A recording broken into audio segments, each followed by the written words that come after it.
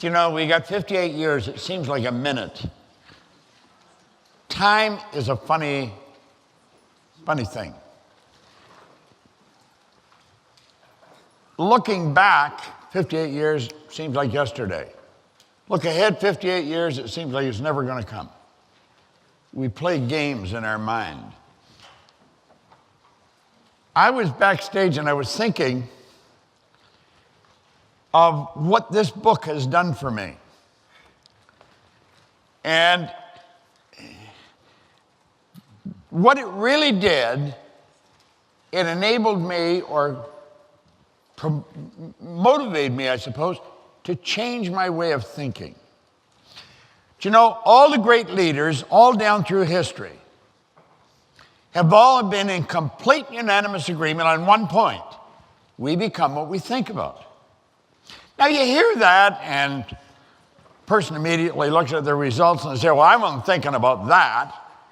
And they have a cold. I wasn't thinking of getting a cold. But if you check back maybe a month before they got the cold, they were probably wrestling with a decision. There was probably a lot of mental confusion. And they forget the fact that there's a gestation period for confusion to manifest on a physical plane, just the same as there's for a carrot to grow from a seed. They don't understand that. And so they discard the idea that you become what you think about, but you truly do. That's the one point all great leaders have agreed on. Now, I have found that leaders are readers. They really are. They love to read. I have a wonderful library. I actually have two libraries here. We've got one in my house and one in my studio. Now, the studio is only 50 feet from the house, so, you know, these libraries are not far apart. And they've made an enormous difference. I am frequently, if I'm interviewed, asked, what do you read? And then they'll say, what are the 3 most important books you've ever read? And I've always got the same answer. I said, Think You Grow Rich, As a Man Thinketh, and You Square. Now, I was very fortunate last night, as a couple of other people were. We had dinner with the author of You Square. How many have read You Square? How many have not? Boy, are you in for a treat. This is 35 pages of pure dynamite. I have been reading it for many, many years. Shortly after, I guess it was first published. It's just 35 pages. But it is, without question, one of the best books I have ever read. And if you're somewhere in Europe or in Australia or in New Zealand, this is the place where you can order this book. Put it up on the screen. There you go. Now, leave that up for a few minutes. I want to introduce you to Mr. Price Pritchett. Would you stand up? Give him a big hand.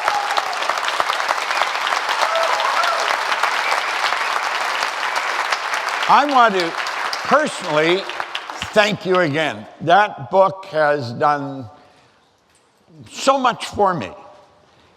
And I always say I always carry one with me, but that's not always true because I usually end up giving it away, and then I haven't got one with me, and I don't have one with me right now. I give it away. I get telling people about it, and I say, well, I think I've got one, and I usually carry one in my case because I was telling Price that I use it to inspire myself. If I'm working on a project, sometimes you'll get a little stale, and you need something just to jiggle your cells in your brain, I guess, and that book will do it. Now, if you have not read the book, you've got to order it. It's a thin little book. In fact, if you really want to do yourself a favor, order 2 and give one to a real good friend. Put a little note in it and give it to a real good friend. The universe will see that you'll be rewarded. You'll start attracting books. Trust me. I've been doing it for years. This is a thin little book. It's probably one of the best investments you'll ever make. A small investment. You got one there. Tommy's got one. You're a good man. Hey, that's my signed copy. Don't give that away. That's your signed copy.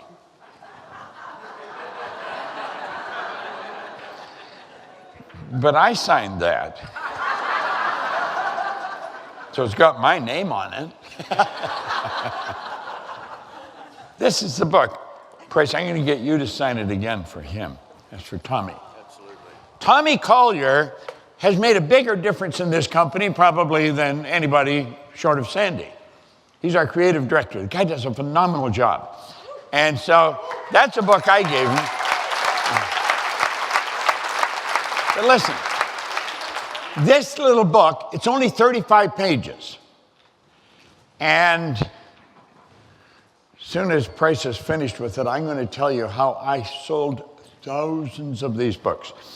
I sold so many of these books that one day this man phoned me. And he said, I was just wondering what you're doing. Because I would have people, some of them buying 100 books. We buy them by the hundreds. Corey was mentioning last night that we had our consultants in for a meeting. We sold 500 to the consultants. It's an incredible book. And there's 35 pages. It's all about quantum leaps, quantum physics. But it's not written for a scientist. If we have it now. It's not written for a scientist. It's written for lay people like myself. Thank you, Chris. And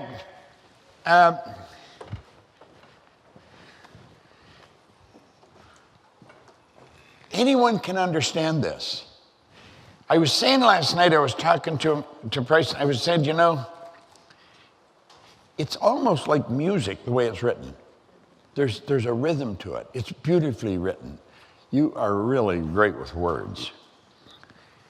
Well, I would be speaking at a convention, and I'll do what I usually do. How many of you believe if you tried a little harder, you could do a whole lot better? Stand up if you believe that. Come on. Isn't this interesting? Okay. If you just tried a little harder, you could do a whole lot better. Okay, you can sit down now. Now listen to this. This is a true story. It's written right there, a true story. I'm sitting in a quiet room at the Millcroft Inn, a peaceful little place hidden back among the pine trees about 1 hour out of Toronto.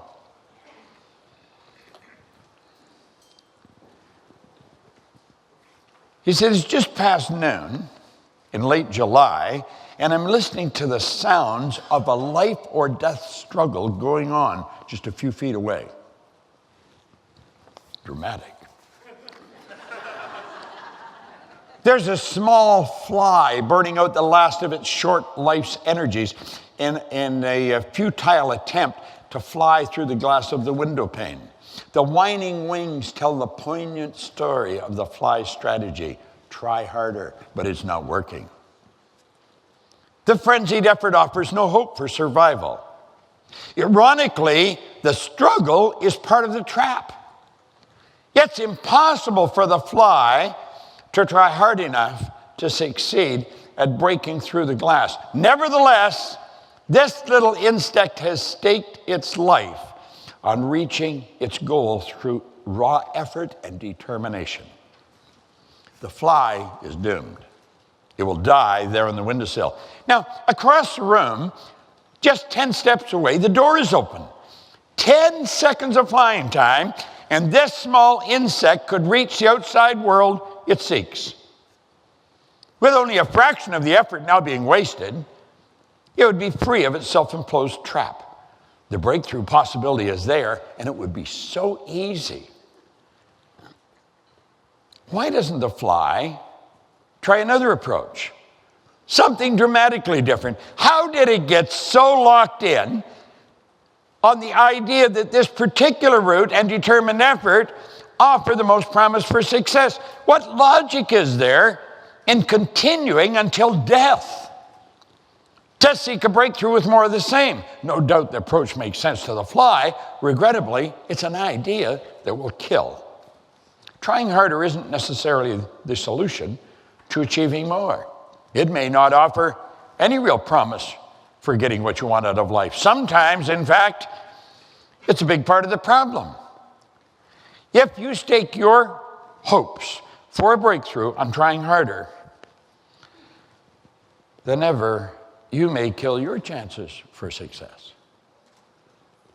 It's such a phenomenal story. And then I tell them, that's only one page. There's 35 pages in here, and each page tells a different deal. I'll share another one with you. This is one I love to read. I'm just going to read a part of it. Most people operate with a mindset that assumes success comes one step at a time. That's the way most people think. Success comes one step at a time. The unspoken but popular notion is that we must move systematically from our present level of achievement to the next. Then the thinking goes, from that stage, we can begin working towards graduating to still the next higher level in the sequence. Gradual progress.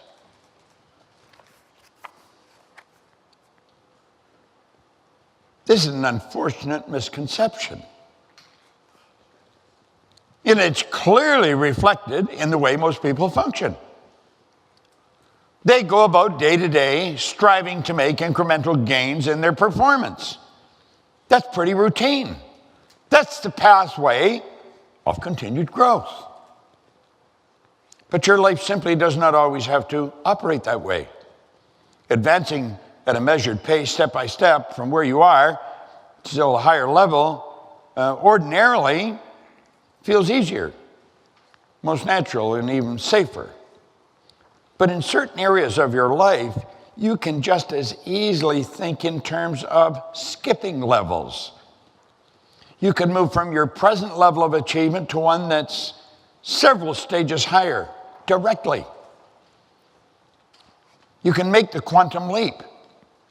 You become U squared.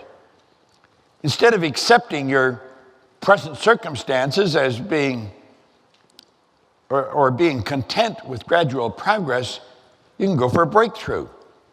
I love this part. U square implies an explosive jump in your personal performance that puts you far beyond the next logical step. It's a formula for stunning advances in achievement and the realization of your dreams.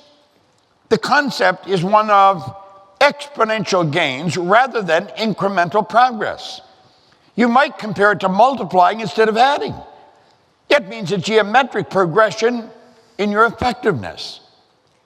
That's exciting as well as provocative, but it gets even better. Remember, quantum leaps come without apparent effort. They're high velocity moves that carry you to dramatically higher performance levels without time-consuming struggle. Quantum leaps seem to violate common sense utterly. The idea of moving to a higher orbit or skipping several rungs on the achievement ladder in the process strikes people as far-fetched, maybe even outrageous. After the fact, quantum leaps may be viewed as practical, sensible, even obvious moves. But they typically do not come to you as the obvious moves at the moment. Usually it's in retrospect that you perceive their hidden logic and elegance. Invariably, quantum leaps are not complex or intricate maneuvers. They tend to be simple, energy efficient, and time-saving. You square the quantum leap strategy. That means you square your performance. Think of that, square yourself.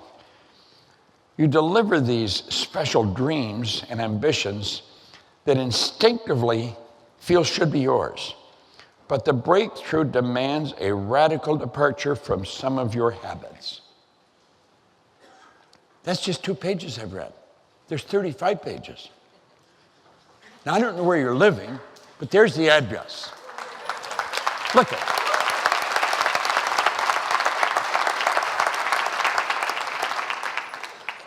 Now, Tommy, you're going to be rewarded for bringing this up to me. If you want to come and get it back again, or I'll keep it, because Price has autographed it for you.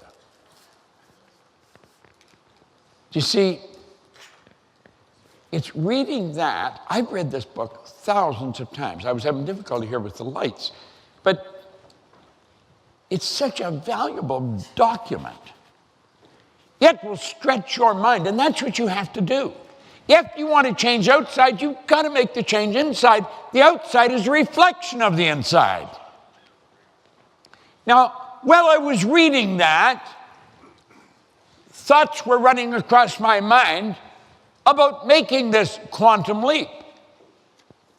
Yet you might be thinking, I'm just an ordinary person, I'm just a young gal or a young guy, and I don't know all this stuff you know, Proctor. Look at, when I was 26, I had 2 months high school education, I had a bad work record, I had a bad attitude, but I committed that I was going to do what this man told me.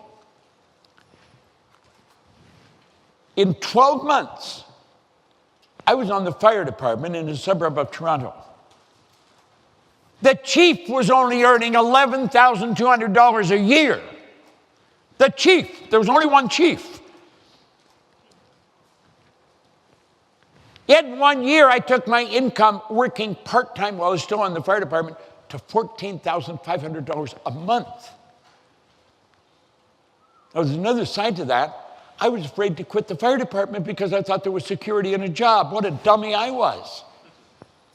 If you think there's security in a job, you're toast. If you lose your job, you're going to be totally demoralized. You've lost everything. If you haven't got it inside, you haven't got it. You know how to get it? Study this. Read this. Burn it into your mind. That's how you change your life. That's how I changed mine. And I made this quantum leap. I didn't know enough to know how to make quantum leaps. I didn't know what quantum meant if you had brought it up. I didn't know very much of anything. I just knew do this, do that, put one foot in front of the other, keep going. And at the end of the year, that's where my income was. So if you had annualized that, I'd taken from $4,175 a year. Now, I hadn't earned $175, but if you annualize the monthly income, that's what it would come to. If I could do that with the shallow level of consciousness that I was operating with at that time, I believe anybody can do anything. I really do. If you don't own this book, for God's sake, get it. But get two. Don't get one, get two. Get a dozen if you want. But we ordered them. I usually have a drawer full of them. I haven't got any in my drawer, Gina. Gina fills the drawer for me. In my studio. And I give these away like candies to kids. And I've never given one away where people didn't thank me after they read it. So get a couple and do what I did with Tommy. I wrote a note in this. What did I tell him? Please go to work, Tommy. No, I put to Tommy, you're the best. Much love and light, Bob Proctor. And I gave him this book. It's, and then Price wrote in it for him. But it's that kind of a book. So that's the address. We'll put it up again later on. But I don't care where you are. You're somewhere in the world, go to that .com. Pritchett.com/U². It's U square, U and a 2. A high-velocity formula for multiplying your personal effectiveness in quantum leaps. It's, I want to thank you for coming out. I really, it was such a pleasure having dinner with you and just chatting with you back and forth. I mean, the man's an extraordinary individual, an extraordinary author. You've got a beautiful way of writing. It's like, we were talking last night, and I said it's like music when you read it. I hope you enjoyed this video. We put a lot of good information up here, and it causes everything in your life to get better. If you'd like us to notify you every time we put a new video up, hit subscribe and then turn on notification. Check out all our videos, and we will notify you when we put a new one up.